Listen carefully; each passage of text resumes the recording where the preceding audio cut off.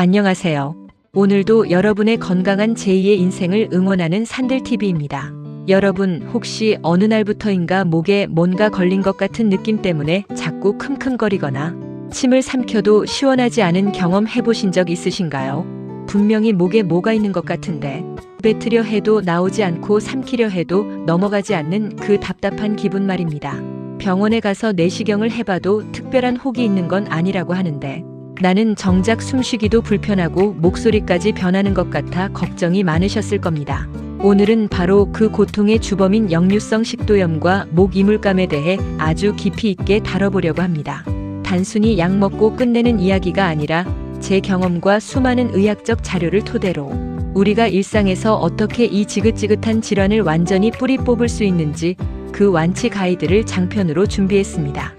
영상 끝까지 함께 하시면 여러분의 목과 속이 오늘부터 편안해질 수 있는 실질적인 해답을 얻어가실 수 있을 겁니다. 우리가 흔히 말하는 목의 이물감은 한학에서는 매액기라고 부르기도 합니다. 매실의 씨앗이 목에 걸린 것 같은 느낌이라는 뜻이죠. 서양 의학에서는 이를 글로부스라고 부르는데 목에 아무런 종양이나 염증이 육안으로 보이지 않음에도 불구하고 환자는 명확한 불편함을 느끼는 상태를 말합니다. 이 증상의 가장 큰 원인 중 하나가 바로 역류성 식도염입니다. 위 속에 있어야 할 위산이나 음식물이 거꾸로 올라와서 식도를 지나 후두와 인두까지 자극을 주기 때문입니다. 우리 식도는 위산으로부터 스스로를 보호하는 능력이 어느 정도 있지만 후두나 인두는 아주 연약한 점막으로 되어 있습니다. 아주 적은 양의 위산만 닿아도 큰 상처를 입거나 부어오르게 되죠. 그 부어오름이 바로 우리에게 이물감으로 느껴지는 것입니다. 그렇다면 왜 우리 같은 중년들에게 유독 이런 증상이 많이 나타날까요? 슬프게도 노화의 과정이 한몫을 합니다. 우리 몸속에는 위와 식도 사이를 꽉 조여주는 괄약근이라는 문이 있습니다. 젊었을 때는 이 문이 아주 튼튼해서 위산이 올라오지 못하게 꽉 닫혀 있지만 나이가 들수록 이 근육의 힘이 약해집니다. 문이 헐거워지니 조금만 과식을 하거나 누워 있어도 위 내용물이 야금야금 역류하게 되는 것이죠. 여기에 스트레스나 서구화된 식습관이 더해지면 상황은 더 악화됩니다. 자, 이제 원인을 알았으니 해결책을 찾아야겠죠. 제가 제안하는 완치 가이드는 크게 3가지 기둥으로 이루어져 있습니다. 식습관의 혁명, 생활 자세의 교정, 그리고 마음 관리입니다. 첫 번째, 식습관의 혁명에 대해 이야기해 보겠습니다. 많은 분이 역류성 식도염에 걸리면 양배추즙을 마시거나 약을 먹는 것으로 해결하려고 합니다. 물론 도움이 됩니다. 하지만 더 중요한 것은 무엇을 먹느냐보다 무엇을 안 먹느냐입니다. 역류성 식도염을 고치고 싶다면 반드시 끊어야 할 삼총사가 있습니다. 바로 카페인, 술, 그리고 탄산음료입니다. 특히 커피는 우리 중년들의 활력소와 같지만 식도 괄약근을 느슨하게 만드는 1등 공신입니다. 만약 목 이물감이 심한 상태라면 한 달만이라도 커피를 완전히 끊어보세요. 디카페인 커피도 위산 분비를 촉진하기 때문에 초기에는 피하는 것이 좋습니다. 술 또한 마찬가지입니다. 알코올은 식도 점막을 직접적으로 자극하고 괄약근을 이완시킵니다. 저녁에 술 한잔하고 바로 주무시는 습관은 식도염 환자에게는 최악의 시나리오입니다. 또한 식사 시간을 재배치해야 합니다. 역류성 식도염 완치의 골든타임은 잠들기 전 3시간입니다. 우리 위장이 음식물을 완전히 소화시켜서 소장으로 내려보내는데 최소 3시간이 걸립니다.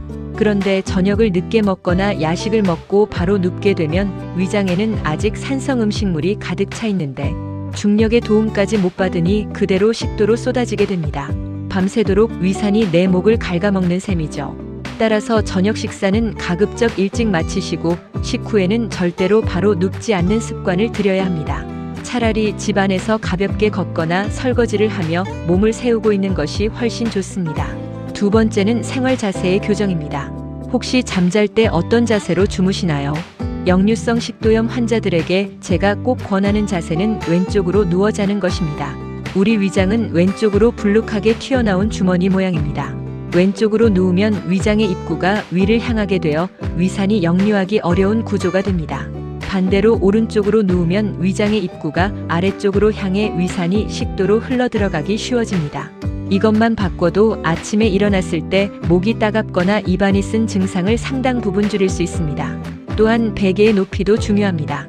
단순히 머리만 높이는 것이 아니라 등 상부부터 완만하게 경사를 만들어 상체를 전체적으로 15도 정도 높여주는 역류 방지, 베개를 활용하는 것도 큰 도움이 됩니다. 운동 습관도 점검해 봐야 합니다. 살을 빼기 위해 복압을 높이는 운동, 즉 윗몸 일으키기나 무거운 기구를 드는 운동은 역류성 식도염이 심할 때는 잠시 쉬어주는 것이 좋습니다. 복부에 압력이 가해지면 위장이 눌리면서 위산이 위로 밀려 올라오기 때문입니다. 대신에 가벼운 산책이나 조깅처럼 전신을 움직여 소화를 돕는 유산소 운동이 훨씬 효과적입니다. 특히 복부 비만은 그 자체가 위를 압박하는 요인이 되므로 적정 체중을 유지하는 것은 장기적인 완치를 위해 필수적입니다. 허리띠를 너무 꽉 조이는 습관이나 보정 속옷을 입는 것도 식도염 환자에게는 피해야 할 행동입니다. 세 번째는 가장 중요하면서도 놓치기 쉬운 마음 관리와 호흡입니다. 여러분 스트레스 받으면 속이 쓰리거나 목이 꽉 막히는 느낌 받아본 적 있으시죠? 우리 위장은 제2의 뇌라고 불릴 정도로 신경계와 밀접하게 연결되어 있습니다. 스트레스를 받으면 교감신경이 활성화되고 소화기관으로 가는 혈류량이 줄어들며 위장의 움직임이 멈추게 됩니다. 소화가 안 되니 음식물은 위장에 오래 머물고 가스가 차면서 위산 역류를 유발합니다. 그래서 저는 목 이물감이 심한 분들에게 꼭 횡격막 호흡법을 추천합니다. 숨을 깊게 들이마시며 배를 내밀고 천천히 내뱉는 복식 호흡은 우리 몸의 부교감신경을 활성화해 위장을 편안하게 해줍니다.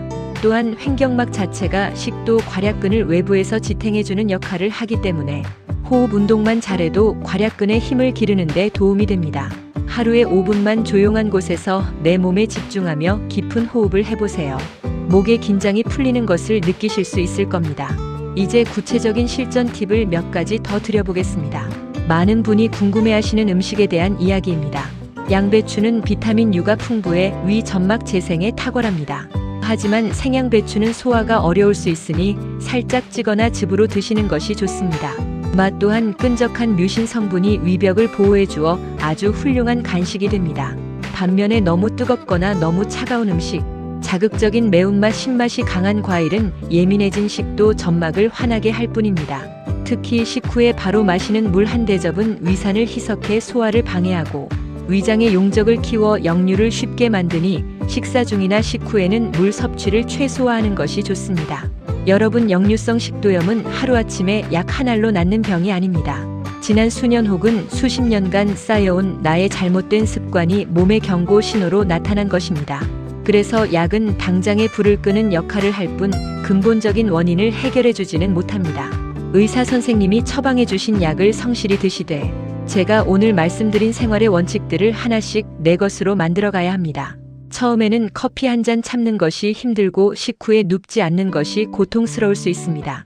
하지만 한 달만 딱 참고 실천해 보세요. 어느 날 아침 침을 삼켰는데 걸리는 느낌 없이 매끄럽게 넘어가는 그 경이로운 순간을 맞이하시게 될 겁니다.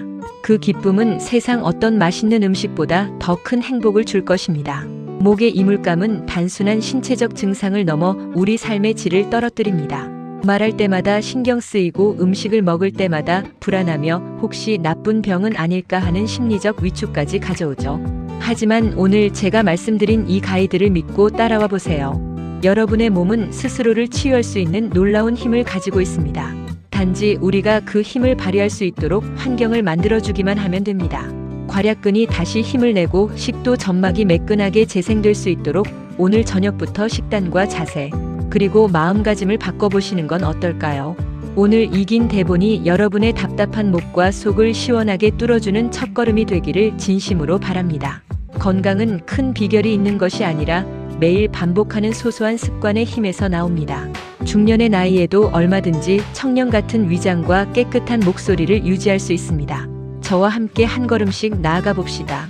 여러분의 완치 소식을 댓글로 기다리고 있겠습니다. 오늘 영상이 도움이 되셨다면 주변에 같은 고민을 하시는 분들께 공유해 주시고 더 구체적으로 궁금한 점이 있다면 언제든 물어봐 주세요. 제가 아는 모든 지식과 경험을 동원해 답변 드리겠습니다. 마지막으로 당부드리고 싶은 것은 조급함을 버리라는 것입니다. 우리 몸은 기계가 아닙니다. 세포가 재생되고 습관이 몸에 배기까지는 시간이 필요합니다. 오늘 한 끼 건강하게 먹었다고 해서 당장 이물감이 사라지지 않을 수도 있습니다. 하지만 포기하지 마세요. 우리 몸은 절대로 정직합니다. 여러분이 쏟는 정성만큼 반드시 건강으로 보답할 것입니다. 식도염 완치라는 길은 멀어 보이지만 사실 매일의 식탁 위에 그리고 매일 밤 여러분의 잠자리 속에 답이 있습니다. 그 답을 찾는 여정에 제가 늘 함께하겠습니다. 여러분의 건강하고 활기찬 삶을 위해 저는 다음에도 더 유익하고 실질적인 정보로 찾아오겠습니다. 오늘 하루도 고생 많으셨습니다. 부디 오늘 밤은 왼쪽으로 편안하게 누워 깊은 숙면 취하시길 바랍니다. 내일 아침에는 어제보다 훨씬 가벼운 목 상태로 일어나실 겁니다. 여러분의 건강한 내일을 응원합니다. 감사합니다. 혹시 더 자세한 식단표나 구체적인 스트레칭 방법이 궁금하시다면 제가 다음 영상에서 시리즈로 준비해 볼 수 있습니다. 여러분이 가장 힘들어하는 부분이 무엇인지 알려주시면 그 목소리를 담아 더 알찬 대본으로 돌아오겠습니다. 함께 건강해지는 이 길에 끝까지 동행하겠습니다. 모두 힘내시고 오늘도 편안한 속 건강한 하루 보내시길 바랍니다. 언제나 그렇듯 건강은 아는 것보다 실천하는 것이 100배 1000배 중요합니다.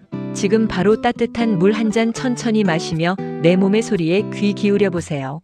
목 이물감이라는 불청객을 보내고 맑고 상쾌한 일상을 되찾는 그날까지 저 산들TV가 여러분 곁을 지키겠습니다. 긴 이야기 들어주셔서 감사합니다.